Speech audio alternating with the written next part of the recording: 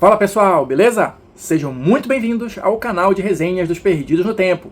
Hoje, você já sabe, é dia de seguir adiante pelo Beyond the Wall, RPG de aventura e fantasia publicado aqui no Brasil pela Tria Editora, que a gente está destrinchando aqui no canal, né? Passando pelo livro inteiro, destacando sempre o que for mais importante, mais relevante, para dar uma ideia geral para a galera da pegada, da proposta do jogo, beleza? Então, se você está chegando agora, mas quer saber tudo que a gente já falou sobre o Beyond the Wall, se liga aqui na nossa playlist exclusiva e depois, se você quiser continuar na viagem junto com a gente, se inscreve aí no canal e ativa o sininho, porque toda semana tem vídeo novo. Então vamos lá, pessoal. Quem tá ligado no movimento, tá inscrito já aqui no canal e tá acompanhando a nossa série conforme os vídeos vão saindo, deve lembrar que na semana passada a gente encerrou a parte de regras básicas, né, do Beyond the Wall. Então hoje a gente vai ver uma outra sessão bem mais curtinha, chamada Como Jogar. E aí você pode estar pensando, poxa, mas a gente já não viu as regras básicas, não é isso que vai dizer pra gente como jogar? Mais ou menos. Nas regras básicas, a gente viu o funcionamento do sistema, né, o esqueleto do sistema. Aqui, nessa sessão, basicamente, ele vai te dar dicas, né, de como você vai organizar ali o jogo, conduzir o jogo. Lembra que eu falei que o Beyond the Wall está me parecendo um livro muito didático, assim, ele vai te ensinando a jogar? Então aqui ele vai fazer isso, mas não só isso. Ele vai também te dizer como é que você vai criar os personagens, usando os guias de personagem e como é que você vai usar os pacotes de cenário. E aí, você que está mesmo ligado no movimento, diz, não, mas a gente já viu como é que cria os personagens. Teve um vídeo que já falou sobre isso. Se liga aí no detalhe. No vídeo anterior, eu disse que eram regras rápidas de criação de personagem, sem utilizar o que é a proposta essencial aqui do Beyond the Wall, que é justamente utilizar os guias de personagem. Você vai ter uma série de tabelas e a partir delas você vai criar o personagem. Então é isso que a gente vai ver no vídeo de hoje, dentre outras coisas. Seguindo adiante, aqui na introdução, né, dessa parte de como jogar, eu vou começar lendo um trechinho aqui pra gente, e aí eu faço alguns comentários. Olha só. Um dos principais objetivos do Beyond the Wall and Other Adventures é fornecer aos grupos as ferramentas que eles precisam para jogar, desde a criação de personagem até a vitória ou derrota em uma única noite, sem nenhuma preparação por parte de qualquer um do grupo. A ideia aqui é justamente você, utilizando esses guias de personagem e os pacotes de cenário, você ir definindo as coisas ali meio que imediatamente, né? Enquanto você vai jogando ali, você vai criando a história.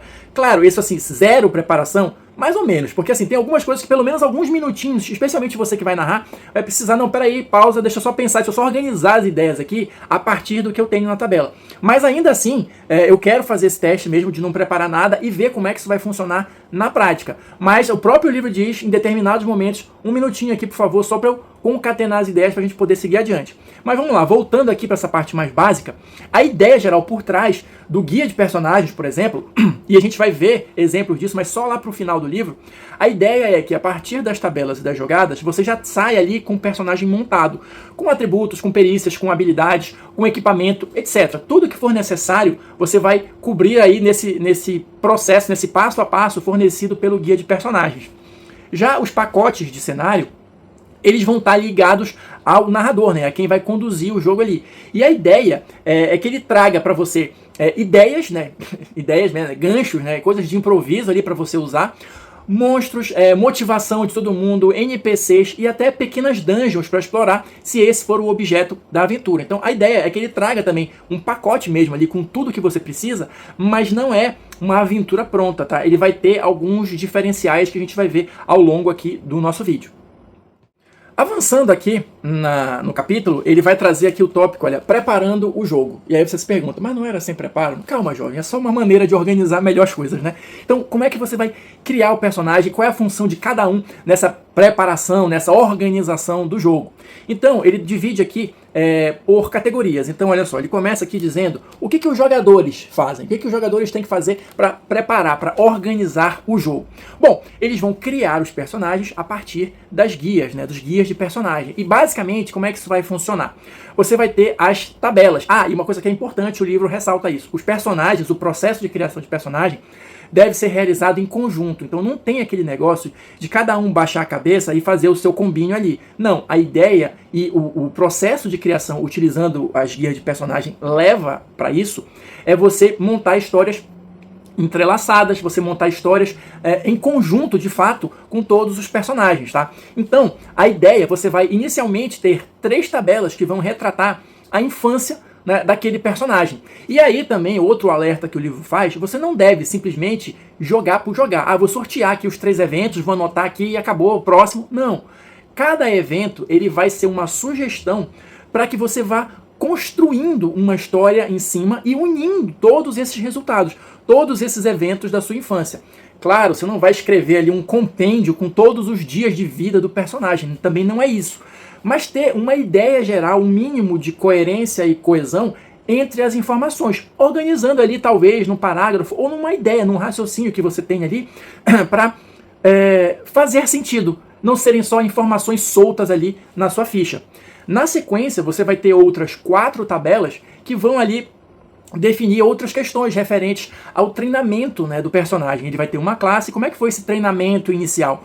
Como é que ele enveredou ali para ser um mago, para ser um guerreiro, para ser um ladino? Alguma coisa nesse sentido, tá? E a ideia também aqui é que nessas outras tabelas, né, de treinamento, você vá, dependendo do resultado que saia, né, você tem a oportunidade de ir inserindo outros elementos no jogo também.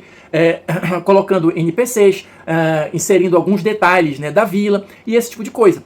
Lembrando aqui de novo, como a ideia do Beyond the Wall é ser um jogo de baixa fantasia e todos os personagens partem ali da mesma origem, a ideia também é que tudo esteja muito entrelaçado, interligado, não só entre os personagens em si, em tese, onde se conhecem e convivem desde criança, mas também com a vila, com o local de origem deles, com a cidade natal deles, né, com a vila natal deles. Então, a ideia por trás dessas tabelas é também já ir deixando todo mundo mais confortável com esse ambiente, que em tese foi a casa de vocês até o momento em que o jogo começa. Então, a ideia geral por trás disso, né, por trás dessa forma de criação de personagens, é essa.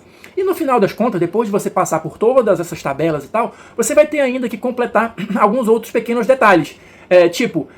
Colocar coisas mais de mecânica, né? Ver quais são os saves que você tem direito, a iniciativa, escolher a tendência do personagem, mas isso são aspectos mais mecânicos do jogo.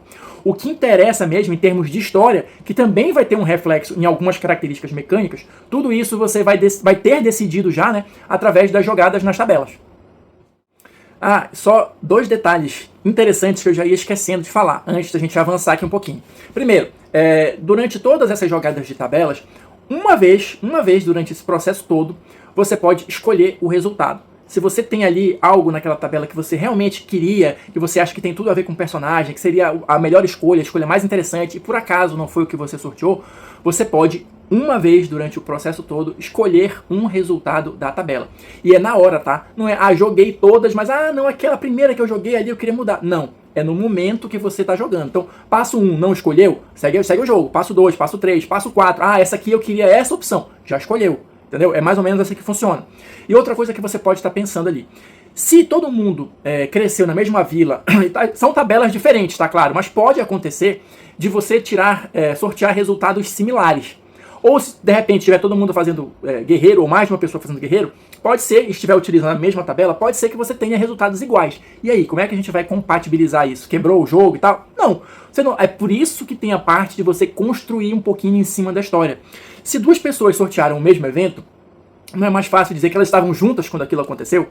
Se você está ali sorteando e tem a possibilidade de colocar NPCs e 2 pessoas têm resultados, não vou dizer nem iguais, mas parecidos, né, situações mais ou menos parecidas ou relacionadas, não pode dizer que foi o mesmo NPC que estava em uma e estava em outra. Então, assim, não é simplesmente jogar e sortear o resultado ali na tabela. Tem um trabalho por trás disso que é justamente costurar isso numa narrativa que faça sentido. Por isso que o livro diz que os personagens precisam ser criados em conjunto e que não é simplesmente você sortear. Você tem que construir ali em cima da informação que você sorteou ali na tabela. Eu, de verdade, acho que esse é um processo de criação de personagem que me parece bem interessante, né? Então, vamos ver como é que ele vai funcionar na prática. Então agora, avançando um pouquinho aqui nas informações, a gente falou até o presente momento sobre o que os jogadores precisam fazer. Mas o livro também tem uma seção dizendo, olha, o que cabe ao mestre de jogo, né, a pessoa narradora, qual é o papel, né, dessa figura aqui no jogo. O narrador, ele também vai ter ali que tomar nota das coisas, né? dos eventos que os jogadores estão criando, alguma informação que ele acha interessante ali para utilizar na aventura. Então, enquanto todo mundo está criando os personagens, a função do narrador é auxiliar ali e de vez em quando já ir anotando alguma coisa que ele acha interessante para utilizar, né? Preenchendo as lacunas, vamos dizer assim, né? Por que preenchendo as lacunas? Os pacotes de cenário, eles não são, como eu falei no início, aventuras prontas fechadinhas. Eles também vão ter espaços para você inserir informações, seja a respeito do que você está observando ali, né, nos jogadores, que você acha que pode ser interessante, como também os pacotes têm tabelas para serem sorteadas ali dos eventos, para darem as ideias base, né, para a história. E assim, por exemplo, pode ter uma coisa assim que você vai sortear lá no pacote de cenário, dizendo que, sei lá, foi um NPC lá que traiu a vila. Tô dando um exemplo maluco aqui. Não é mais interessante, de repente, eu pegar um NPC que os jogadores criaram ali naquele processo, né, do que eu pegar e inventar um outro qualquer? Vai ter menos impacto, né? Porque a ideia também geral, até onde eu consigo perceber do Beyond the Wall, é fazer essa interligação, né, bem fechadinha mesmo, entre os eventos, entre as histórias e os personagens. É uma ligação muito próxima entre os personagens e a vila. A vila aqui considerada como um todo, né? Não só o local, mas também os NPCs, esse tipo de coisa. Pelo menos a ideia geral me parece ir mais ou menos nessa direção. Por fim, em termos de orientação aqui para o narrador, o livro coloca, que dá uma estimativa, né, de que em 4 horas você consegue iniciar e terminar uma one shot. Basicamente ali, 1 hora e pouquinho nesse processo de criação de personagens, e as outras 2 horas ou 3 horas e pouco você vai ter ali para o desenrolar da aventura. Então a ideia também é que seja algo bem enxuto, vamos colocar dessa maneira, né?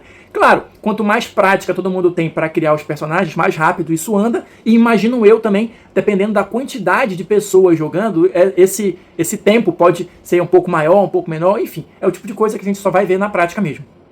Seguindo adiante, o livro tem uma próxima seção que diz o que todos fazemos. Então, olha só, se a gente já sabe qual é a função inicial dos jogadores, depois a do narrador, e agora essa galera toda agindo em conjunto, como é que funciona? O livro ele traz uma mecânica aqui que eu achei bem interessante, que ele chama de eventos recentes. O que é isso? Esses eventos recentes eles são ganchos para a aventura, né? Para inserir os jogadores na aventura. Por isso, talvez que eu diga que o livro coloca que ele é meio que zero preparo mesmo. Porque cada pacote de cenário ele vai ter uma tabela com esses eventos recentes. E aí, como é que funciona isso na prática? Cada jogador vai sortear um evento. Só que o detalhe, eu sorteio um evento. Então, neste evento específico, está participando o meu personagem e um outro. Salvo engano, é o que tiver do jogador da direita, uma coisa assim. Então, todo personagem, no final das contas, vai ter participado de pelo menos 2 eventos ali. E a ideia por trás disso é que esses eventos sejam uma espécie de tutorial. Né? Na verdade, eles têm algumas funções. A primeira delas é servir como um tutorial. Muito embora ele seja uma coisinha mais rápida ali, só para ser um gancho mesmo, o narrador pode pedir algum teste aqui, outro ali, para todo mundo já ir entendendo como é que funciona a mecânica do jogo básica, né?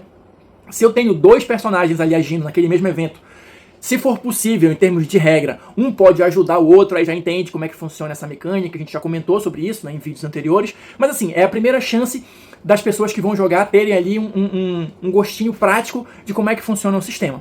E a outra possibilidade é servir mesmo como um esquenta ali, porque a ideia também por trás desses eventos recentes é que eles já forneçam algum tipo de pista, algum tipo de informação pro enredo principal da aventura, né? Pro mote ali que vocês vão correr atrás no desenrolar do jogo. Então a ideia básica é isso, tá? E além dessa questão, o que todos podem fazer juntos, existe a questão de construir a aldeia, tá? Já temos, né, durante o processo de criação de personagem, algumas possibilidades dos jogadores contribuírem, mas a aldeia ela vai ter também uma ficha própria e um mapa.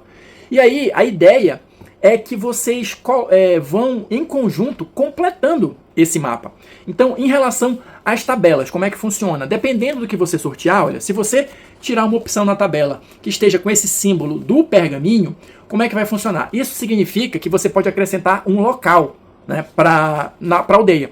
Não necessariamente precisa ser um local relacionado com o evento que você sorteou ali. Pode ser, mas também pode não ser. Se você quiser criar um local que não tenha nada a ver com o evento, beleza, tá valendo.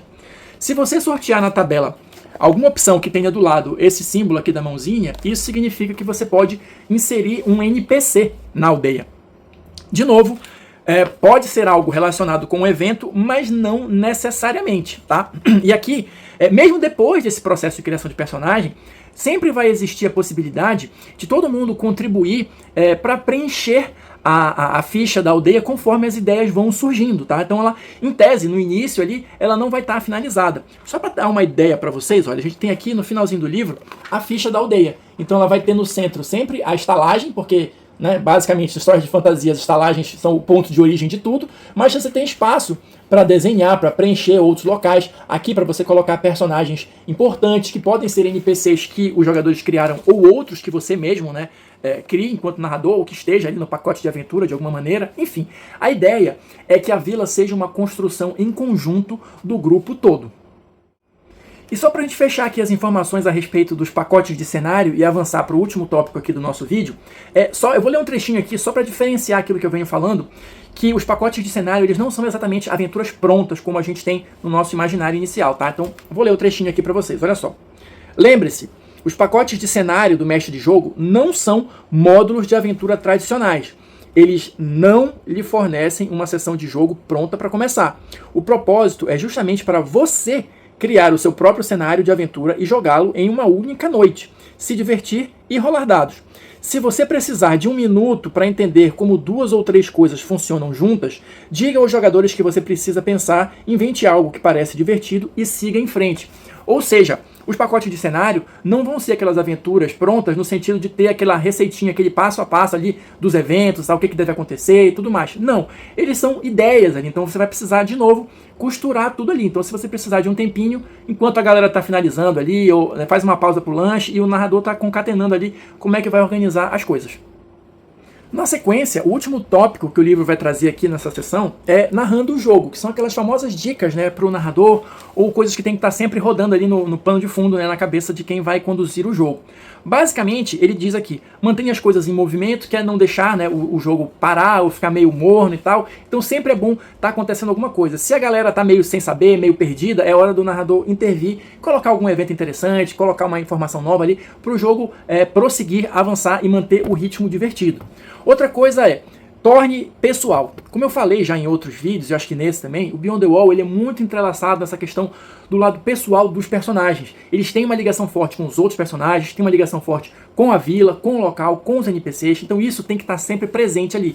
É o exemplo que eu dei lá. Se tem um NPC que vai trair todo mundo, é mais interessante que seja, dramaticamente, que seja um NPC que seja próximo dos jogadores, né? Isso não quer dizer que tudo de ruim vai acontecer com os NPCs que os jogadores criaram também. Podem ser coisas boas, mas a ideia é isso, é trazer esse senso de proximidade, de união, de pessoal, né, em relação à vida dos personagens. A ideia básica é essa. E tem também aqui, ele fala um pouquinho sobre a questão dos itens especiais, né, dos itens mágicos ou alguma coisa assim. É comum a gente ter nas histórias, né, de fantasia que os personagens têm algum tipo de item especial. Não necessariamente que seja mágico, tá? Mas uma coisa menor, uma bugiganga, alguma coisa especial ali, que talvez o personagem nem saiba que é poderoso, que é um item poderoso, ou que é um item importante. Isso vai sendo revelado ao longo da aventura. Isso também é uma possibilidade, é uma dica, né, que o livro dá aqui para quem vai conduzir o jogo, né, para quem vai narrar. Outros pontos que o livro destaca aqui, para a gente encerrar mesmo, a última página do capítulo, é o ilusionismo, né? Ou melhor dizendo, evite o ilusionismo. O que é o ilusionismo? Em linhas bem gerais, sendo bem sucinto, são as escolhas inúteis, as escolhas desnecessárias. Exemplo clássico, o pessoal entra ali na dungeon, na caverna, tem 2 caminhos, direita ou esquerda. Qual que vocês escolhem? Ah, a gente vai para a direita. Beleza. O que estava na esquerda, que é o final da aventura, que o mestre originalmente pensou, ele simplesmente joga ali para a direita, porque os personagens escolheram ir para a direita. Então, no final das contas, não faz diferença se vai escolher direita ou esquerda, porque eu vou mudar de acordo com o que vocês falaram. Isso é o que o livro descreve aqui como ilusionismo. Então, esqueça isso, evite isso. Se você tem 2 caminhos, tem que ter coisas diferentes nos 2 caminhos. Se o grupo foi pelo caminho errado, paciência, eles vão ter que ir pelo caminho errado e voltar, ou a aventura vai terminar no caminho errado, eles não vão encontrar o chefão final. Não interessa. E não quer dizer que porque isso não aconteceu, que a aventura não tenha sido divertida. Então, esse é o primeiro conselho que o livro dá. Esqueça, né, evite o ilusionismo. E para fechar, ele fala um pouquinho sobre o tom da aventura, né? Como é que deve ser mais ou menos. Eu vou ler um trechinho aqui dessa parte para vocês. Olha só. No fundo, Beyond the Wall é um jogo sobre jovens heróis que se encontram em dificuldade e precisam amadurecer como resultado de suas experiências. O mundo deles frequentemente será árduo e obscuro, mas nunca impiedoso. Os personagens têm uma chance de salvarem suas casas, seus amigos e suas famílias, mas o sucesso não é garantido.